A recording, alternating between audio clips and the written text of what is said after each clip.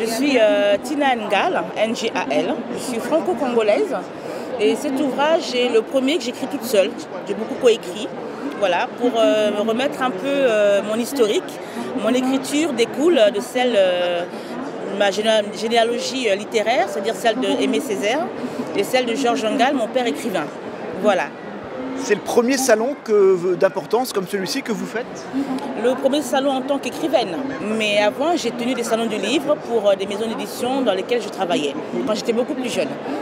Qu'est-ce que vous pensez du contact avec les lecteurs? Alors comment vous le trouvez, ce contact avec les lecteurs parisiens qui viennent vous voir, puisque c'est nouveau en tant qu'écrivaine de présenter sa propre œuvre. Comment vous ressentez tout ça? Bah écoutez, c'est une grande joie parce que c'est aujourd'hui, ce salon du livre, je le considère comme l'endroit du vivre ensemble, mieux que ça, mais du lire ensemble. Voilà, c'est on est dans la semaine de la francophonie et donc la langue française que nous avons en partage, aujourd'hui nous la partageons à travers des tables rondes, c'est à laquelle j'ai participé comme panéliste sur les femmes et la condition féminine, toujours dans le thème de mon livre qui s'appelle Alma Mater, la terre nourricière. Les hommes politiques sont venus vous voir? Oui, j'ai eu l'occasion de rencontrer M. Cazeneuve. Que vous a-t-il dit? Oh, il n'a pas été très bavard.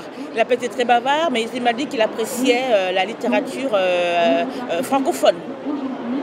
Alors vous espérez vendre beaucoup de livres sur ce salon? Est-ce que c'est une bonne opération pour les écrivains de faire le salon du livre de Paris?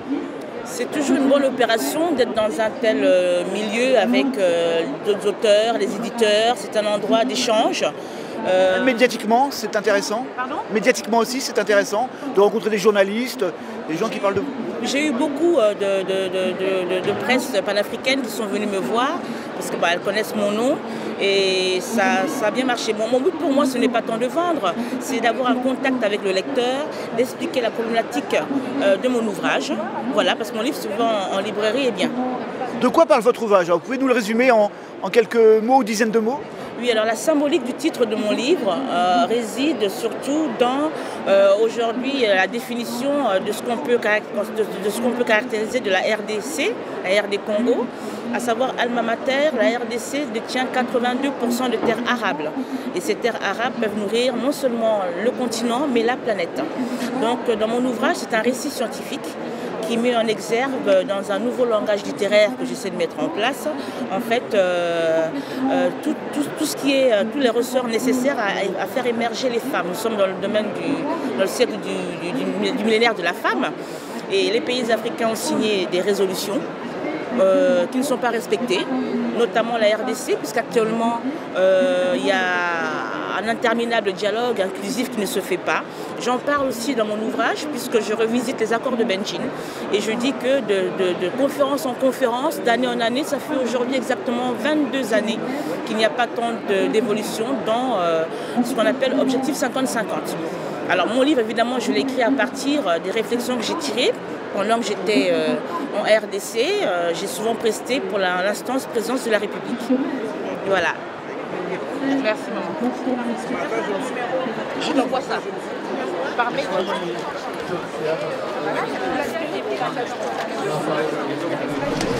Ah, mais voilà. Ce merveille, c'est magnifique.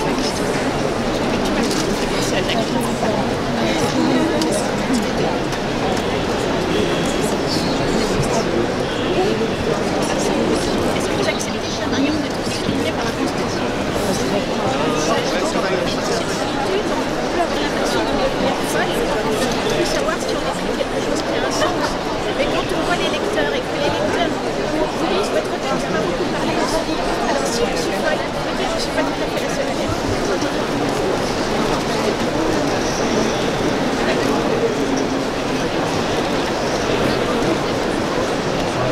Beaucoup de tours en fait sur les quais, sur les ports.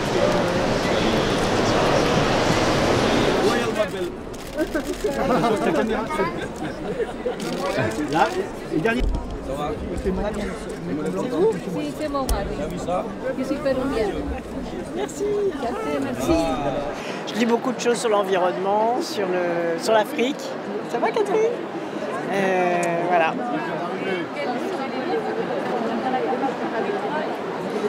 Ah, pour l'instant, c'est un break dans la campagne. Je pense justement, il y a des moments où il faut un peu élever le niveau du débat. Et je pense que les enjeux sur l'avenir planétaire qui nous concernent tous individuellement et pour laquelle nous avons tous quelque chose à faire, permet aussi d'élever le débat des idées dont on a cruellement besoin.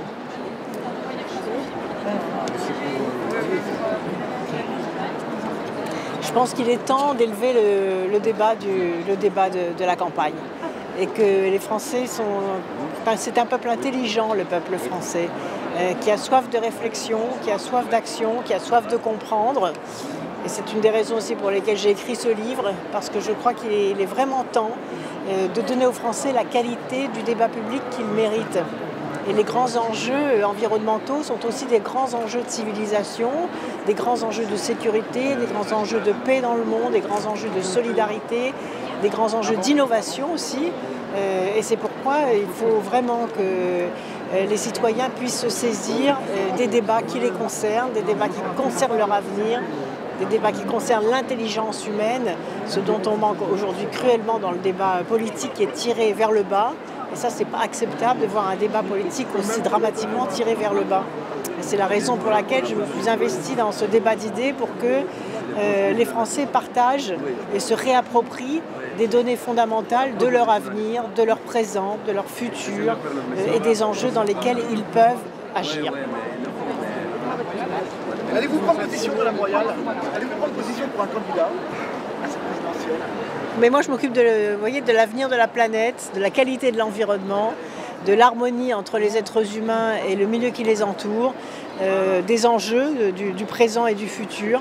Et c'est le combat de ce siècle. Oui, mais moi, je veux élever le débat politique, le débat public, le débat intellectuel, le débat citoyen.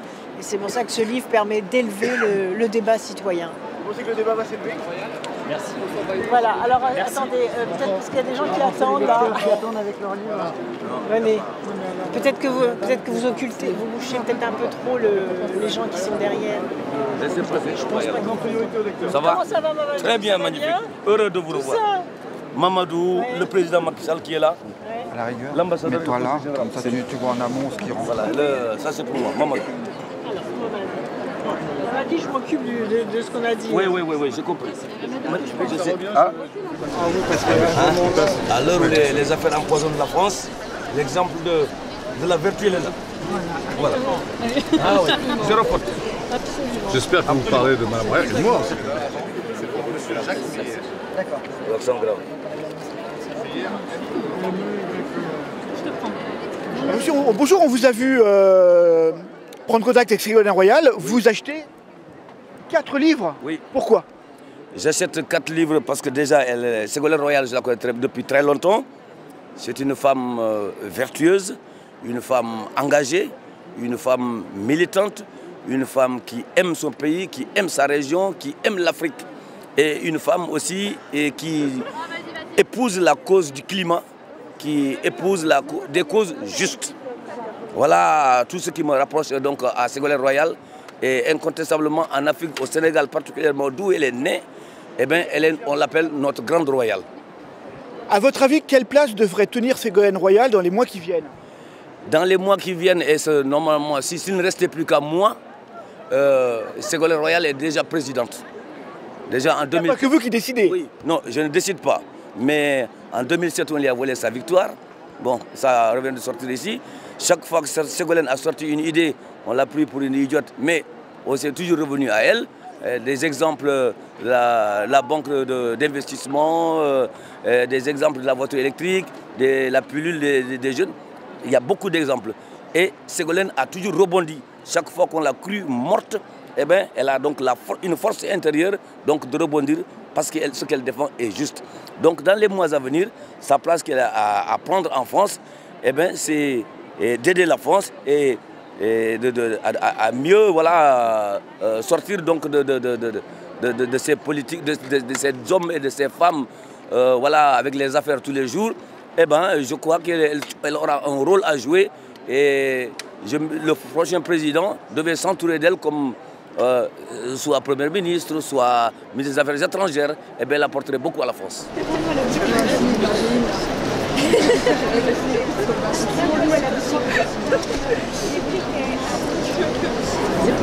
commander ça.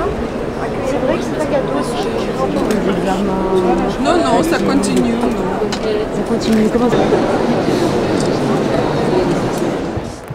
Bonjour, les Femmes présentes au Salon du Livre. Quel livre présentez-vous? Alors on est là aujourd'hui pour parler de Rébellion. Rébellion, c'est un ouvrage collectif qui a été coécrit par différentes branches internationales du mouvement. Donc il y a des activistes du Canada, de la Suède, de l'Ukraine, de France et d'Espagne qui ont participé. C'est le deuxième livre parce qu'il y avait déjà eu le manifeste, mais qui est écrit entièrement par les Femmes. On a beaucoup écrit sur les Femmes, mais celui-là il est écrit par les Femmes et il réunit à la fois des témoignages des activistes pour un petit peu avoir une vision des coulisses des actions féminines et puis des émotions des activistes qui les accomplissent. Et en même temps, il y a toute une partie idéologique et politique, puisque ces témoignages sont prétextes à revenir sur nos positions militantes et à les expliquer au grand public pour reprendre cette parole qui parfois nous a été un petit peu volée ou parfois elle a pu être déformée. Donc là, c'est notre vérité pour essayer de convaincre le plus grand nombre de rejoindre notre cause à sa manière, de la façon dont il voudra, mais pourvu qu'il pousse avec nous dans la bonne direction qui est celle du féminisme à la féminin. Comment se passe le contact avec le grand public? Est-ce que les gens sont très interrogatifs? Quelles questions vous posent-ils? Comment le contact en général se passe? Ça se passe plutôt bien en fait, on reçoit beaucoup d'encouragement. Vous voyez ici on a des gens très sympas, on a aussi beaucoup de jeunes femmes qui profitent de ces occasions pour venir nous rencontrer et pour peut-être se laisser convaincre aussi de rejoindre le mouvement. On a aussi des gens qui ne sont pas forcément d'accord avec Femmes mais qui achètent le livre parce que c'est des gens qui ont envie de se faire leur propre opinion et de pousser plus loin dans la réflexion.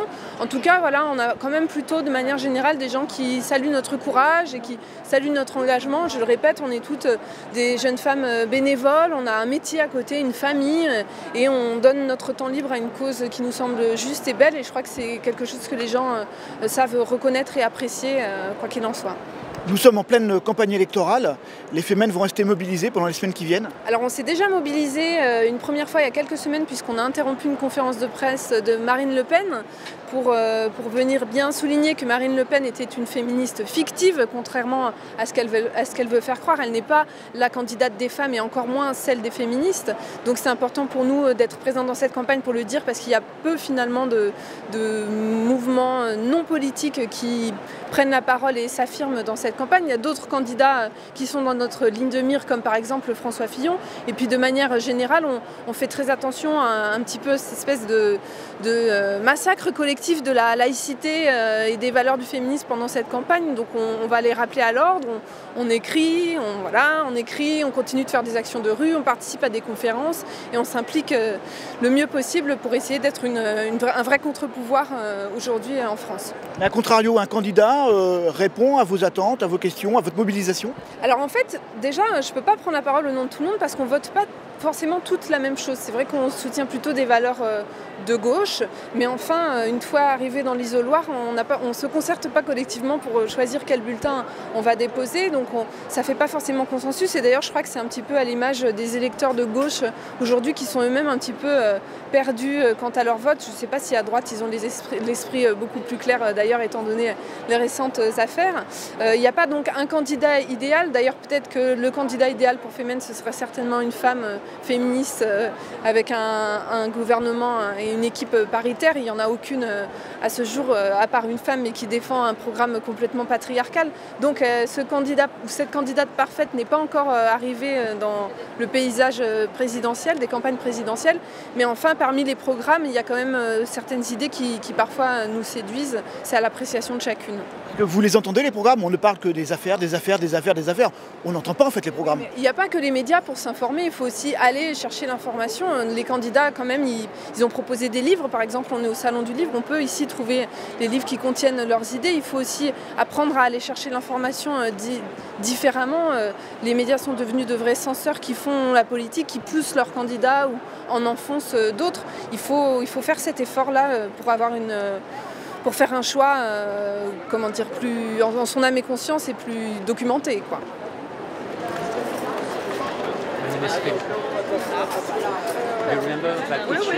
Ah, ah oui. C'est pour Claros.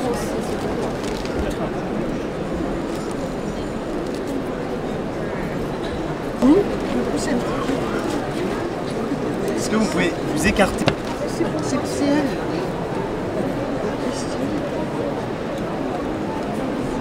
François Bayrou, bonjour. Parlez-vous plus de politique ou de littérature au Salon du Livre? Je viens au Salon du Livre pour parler de littérature, d'ouvrage et d'écriture, pas pour parler politique. Bon, un petit mot sur la campagne tout de même. À quel moment va-t-on parler des programmes? Tout candidat confondu, on est encore dans les affaires, les affaires, les affaires. Est-ce que cela va s'arrêter un jour? Va-t-on parler à l'électeur des programmes avant le premier tour de la présidentielle? J'espère bien qu'on est en train de parler des programmes et que c'est ça qui intéresse les gens.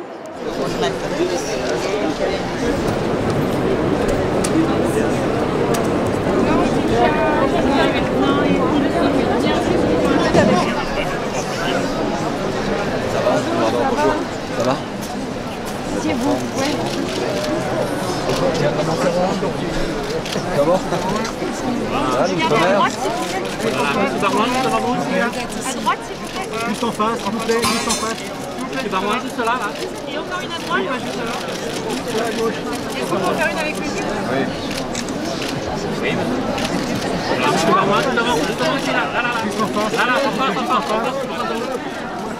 une dernière à droite?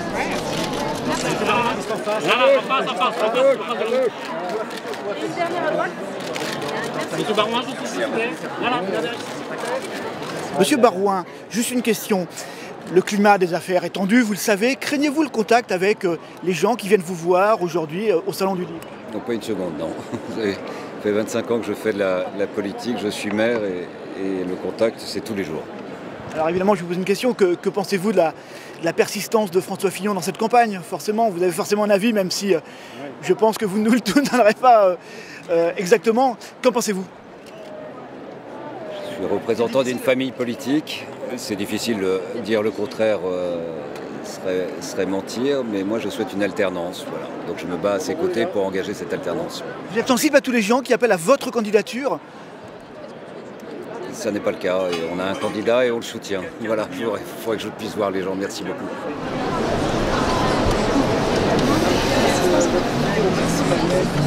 Voilà. Lorraine. L-O-R-E-N-E. L-O-R-E-N-E, un petit accent. Ouais. Et Mathilde. Avec le H. Voilà. Ah oui. Je peux prendre une petite photo? Ouais. Vas-y, une petite photo. Je vais mettre à la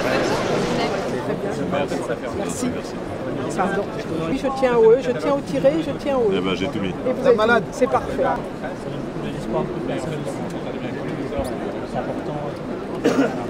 Ah là, madame malade. C'est surtout arrêter. Mais bon. Merci beaucoup.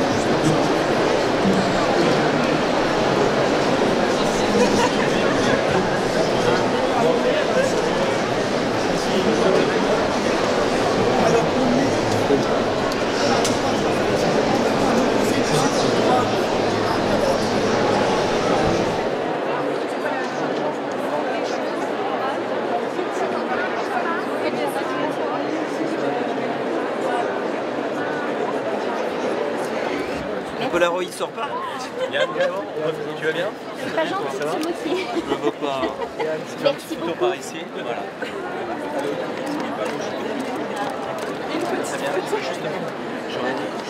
Beaucoup d'hommes politiques sur ce salon. Aucun ne veut parler de la présidentielle à un mois de la première échéance. Pourquoi? C'est indécent ce sujet? Ils ont peur de la petite phrase en trop. Ils ont peur de déraper, comme on dit aujourd'hui. Ils ont peur de se tirer une balle dans le pied en disant quelque chose qui leur échapperait. Qu'est-ce que vous pensez, vous, de cette campagne qui, tous les jours, s'enfonce un peu plus dans le climat des affaires? Il n'y a pas une journée qui passe sans que Fillon soit touché par de nouvelles choses. Qu'en pensez-vous? Moi qui ne regarde jamais de séries américaines, parce que j'ai pas de lecteur de DVD et j'ai pas de télévision, c'est fascinant. Il suffit de lire la presse tous les jours. Non, j'adore cette campagne, moi. C'est la campagne la plus rocambolesque et la plus passionnante de toute l'histoire de la Ve République. Pour une fois qu'une élection n'est absolument pas pliée, enfin quoi que je pense qu'elle l'est, mais Depuis 1 an et demi, moi je pense que c'est Emmanuel Macron qui sera président de la République, mais c'est quand même passionnant ce qui se passe.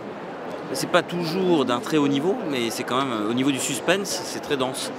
Vous qui êtes un analyste de ce milieu politique, vous pensez que ces candidats vont parler un peu de programme, projet avant la fin de cette campagne ou ce climat délétère va continuer? Non, ils en parlent. Bah si, d'ailleurs, ceux qui sont enlisés dans les affaires, justement, parlent énormément de leur programme. Ils n'ont pas le choix. Mais les programmes sont souvent intéressants, parce que moi je les ai lus pour l'émission que je prépare avec Laurent Ruquier. Et les programmes sont souvent intéressants, il y a des choses vraiment intéressantes à l'intérieur. Mais c'est en fait la vérité, c'est pas de la faute des hommes politiques, ça, c'est que ça n'intéresse pas tant que ça les gens, le contenu d'un programme, pour 2 raisons. D'abord, on juge aujourd'hui essentiellement sur les apparences et sur la prestation. Et puis la deuxième chose, c'est que les programmes sont conçus uniquement pour des périodes électorales. Et une fois au pouvoir, nul n'est tenu de tenir ses promesses. Ça, la démocratie aussi, ça a toujours été ça, c'est de dire un peu n'importe quoi en campagne et ensuite essayer de faire ce qu'on peut une fois au pouvoir. Vous pensez que le public se satisfait de ce mélodrame quotidien, que c'est devenu un feuilleton intéressant pour le peuple? Oui, non mais passionnant, c'est vrai. Et ça permet aussi de ne pas trop s'ennuyer. C'est vrai que les septennats, la Giscard et Mitterrand, ça paraît impossible aujourd'hui. Il faut qu'il y ait de l'action. Même dans tout, il faut qu'il y ait de l'action pour les gens, y compris dans la vie du pays, dans la vie démocratique des institutions. On a l'impression qu'il faut toujours qu'il se passe quelque chose. Dernière question, François Fillon arrive dans quelques minutes. Si vous le croisez, vous aurez quelque chose à lui dire? Reste, part? Je saluerai avec toute la dignité qu'il mérite. C'est un être humain. Ça doit être très difficile d'être à sa place et je pense qu'il a montré, malgré tout ce qui l'accable, une force absolument inattendue. On peut lui reprocher ce qu'on veut, mais en tout cas, il est solide. Merci. Là, regardez là.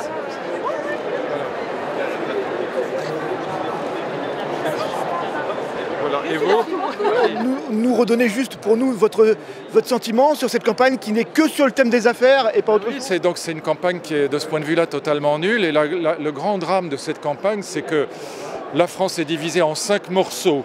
Il y a un gros 25% de Front National, vous en avez autant de centres qui va des communistes jusqu'à Madelin avec Emmanuel Macron, vous avez en gros un 20% de LR, vous avez encore un 12-15% de Mélenchon et puis vous avez tout le reste qui est encore plus ou moins brisé avec les écolos. Ce qui fait que celui qui arrivera à l'Élysée dans 2 mois, de toute façon ne représentera qu'une toute petite minorité de la population, donc il aura qui que ce soit, peu importe, il aura une très très grande difficulté à agir et à réformer, comme on dit. Alors dès qu'on dit le mot réforme, on dit tous aux abris, mais il aura très grande difficulté parce qu'il aura 75% des Français contre lui. Et donc le vrai problème, il est là, personne ne vous le dit, mais c'est la seule vraie question. C'est que celui qui arrivera à l'Élysée sera structurellement ultra minoritaire. Donc il aura énormément de mal à agir. Que ce soit Macron ou Fillon, ce sera très difficile pour lui parce que je ne crois pas à l'élection de Le Pen. Je pense que les Français ne sont pas encore totalement cinglés. Voilà. Notre système fonctionne-t-il encore? Non, il fonctionne très mal. Ce n'est pas les primaires qui sont en cause, contrairement à ce qu'on dit bêtement un peu partout. Les primaires sont inévitables parce qu'il faut bien, on ne peut pas y aller à 50 candidats. Bon, ce n'est pas le problème des primaires. Le problème, c'est la fracturation de la France qui fait que, contrairement à ce qui se passe en Allemagne, si vous comparez avec le système allemand, quand Mme Merkel a fait sa tambouille, j'allais dire, avec le SPD, avec la gauche, elle représente 65 ou 70% des Allemands. Et donc, elle peut agir, elle peut réformer. Quand Fillon ou Macron, très probablement Macron aujourd'hui, arrivera à l'Élysée, eh ben, il représentera encore une fois 25% maximum. Le suffrage universel donnant l'illusion qu'il est majoritaire, mais ce ne sera pas vrai. Voilà. Et donc, et encore, je dis, il représentera 25% au départ, mais à l'arrivée, il sera, regardez, Hollande était à 11%.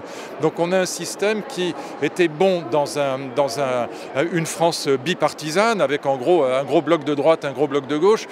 Dans une France qui est divisée en 5 morceaux, notre système explose. Voilà. Et donc je crois qu'on est vraiment dans la mouise pendant les 5 ans qui viennent, quoi qu'il arrive. Ce climat des affaires ne va pas aider à... Ce qu'il faut faire, ce que je disais, si quelqu'un comme Juppé avait été élu, ce que je disais, c'est qu'il faut qu'un homme de droite raisonnable, que ce soit Juppé à droite ou que ce soit Valls à gauche, qu'un homme de droite raisonnable ou un homme de gauche raisonnable mette un adversaire politique à Matignon et fasse l'union nationale au moins sur 2 ans, sur une dizaine de projets. On peut le faire dans le cadre de la Ve République, mais ni ni Fillon ni Macron ne pourront le faire. Parce que la France va être gouvernée au centre, mais pas par le centre. Et quand le centre va de Madelin à Robert-Rue, il explosera, il se fragmentera à la première occasion. Donc je vous le dis très clairement, la France sera ingouvernable pour les 5 ans qui viennent. Or, comme on a déjà perdu 3 quinquennats qui étaient dérisoires, oui, je vous le dis, on est dans la... Parce que dans la... Voilà, je vous laisse compléter la phrase. Merci pour votre pessimisme.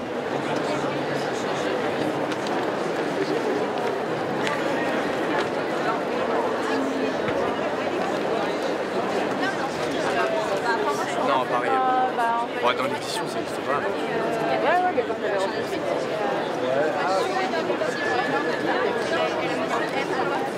Présentez-nous votre ouvrage, monsieur. Alors c'est le dernier chômeur, donc il n'en reste plus qu'un, il ne veut rien faire. C'est un peu sur la place du travail dans nos vies.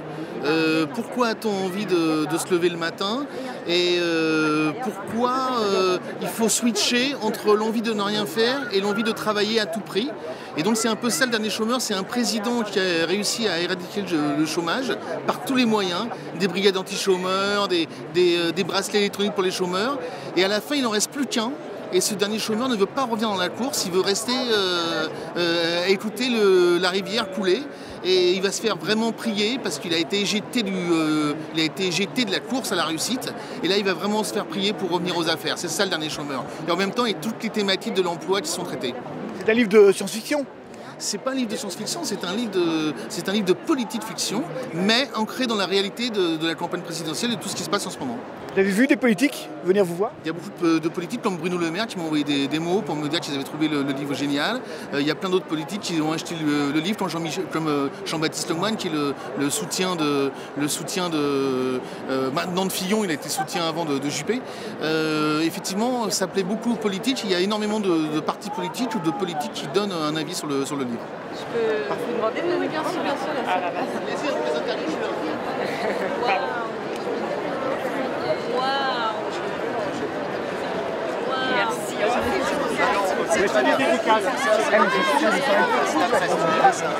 Elle est où? Là, regarde. Elle est où? Calmez-vous. On marche sur le pied. On essaie de faire... Allez. Elle est mourir. Oh là là. C'est quoi ce son relou?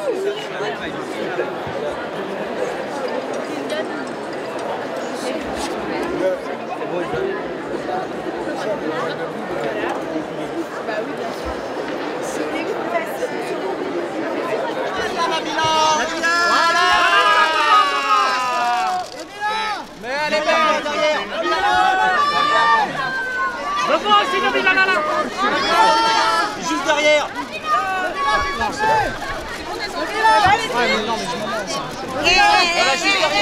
Elles sont jolies.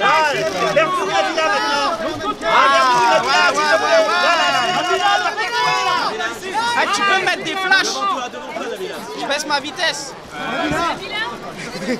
Quelle est la différence? Quelle est la différence? Derrière.